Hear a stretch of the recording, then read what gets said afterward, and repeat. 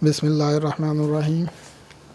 Dear student, अस्सलाम वालेकुम। आज जो हम न्यूमेरिकल हल करने जा रहे हैं वो है चैप्टर नंबर 4 का लास्ट क्वेश्चन 4.10, जिसकी स्टेटमेंट क्या है कि 10 किलोग्राम मास का एक ब्लॉक 1 मीटर लंबी सलाख के मरकज़ से 20 सेंटीमीटर के फासले पर लटकाया गया है। सलाख का इसके सेंटर ऑफ ग्रेविटी पर इक्विलिब्रियम में लाने के लिए इसके दूसरे सिरे पर कितनी फोर्स लगाने की ज़रूरत है। तो ये है जी आज का हमारा न्यूमेरिकल, जिसको हमने सॉल्व करना है। अब यहाँ पर ये मैंने एक रॉड है जिसकी लंबाई कितनी दी हुई है L 1 मीटर, और यहाँ पर ये मास लटकाया गया है जिसका मास कितना है 10 किलोग्राम।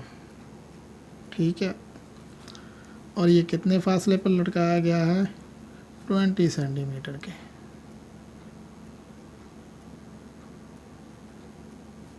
ठीक है, अब अगर हम इसको ए पॉइंट का नाम दे दें, सेंटर को सी का दे दें, और जहाँ पर फोर्स लटकाई गई है उसको अगर हम नाम दे दें पी का, जिसको हमने फाइंड आउट करना है, तो ऑटोमेटिकली आपको पता है कि यहाँ से लेकर बी से लेकर सी तक की जो लंबाई होगी वो कितनी होगी 50 सेंटीमीटर, क्योंकि टोटल हमारे पास लंबाई कितनी है 1 मीटर की। तो यहाँ पर जो जो हमारे पास वैल्यूज़ दी हुई हैं उसको हमने यहाँ पर लिख लेते हैं। तो सबसे पहले हमारे पास क्या दिया हुआ है, मास दिया हुआ है, वो कितना है 10 किलोग्राम का। जब हम इसको वेट में कन्वर्ट करेंगे तो वो किसके बराबर आ जाएगा, W बराबर है mg। m की कीमत आपको पता है 10 है, और g की कीमत भी कितनी होती है 10 ही होती है। तो इन दोनों को जब मल्टीप्लाई करेंगे तो हमारे पास जो आएगा वो आएगा वेट 100 न्यूटन।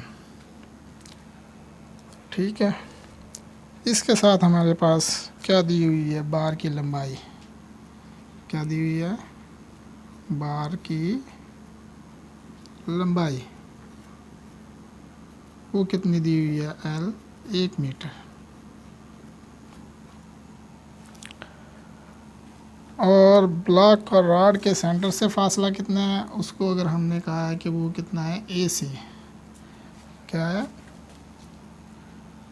ब्लॉक का रॉड के सेंटर से फासला,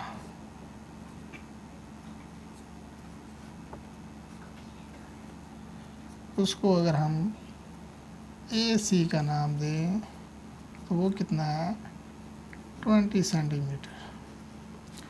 जब हम इसको कन्वर्ट करेंगे किस में, मीटर में, तो क्या करेंगे 100 से डिवाइड कर देंगे, और जो कीमत हमारे पास निकलेगी वो आ जाएगी 0.2 मीटर।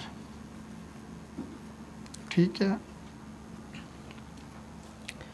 इसी तरह इस फोर्स का इसके सेंटर से फासला जो होगा वो क्या होगा, फोर्स का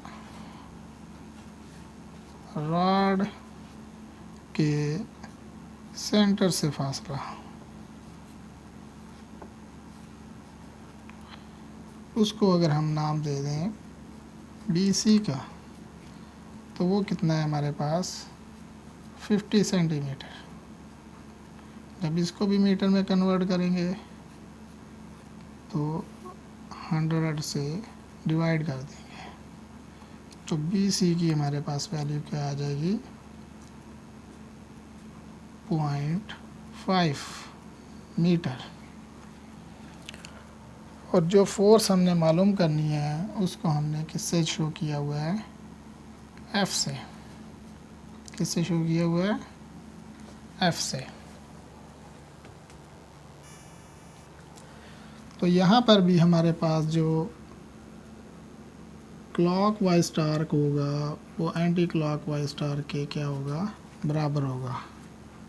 और ये कौन सी है, इक्विलिब्रियम की दूसरी शर्त के मुताबिक कि क्लॉक वाइज टार्क जो सा होता है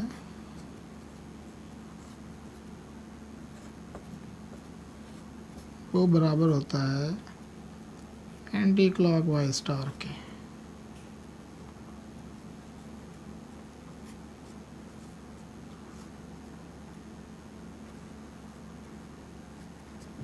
ठीक है, तो यहाँ पर आपको पता है कि क्लॉक वाइज टार्क कितना है हमारे पास,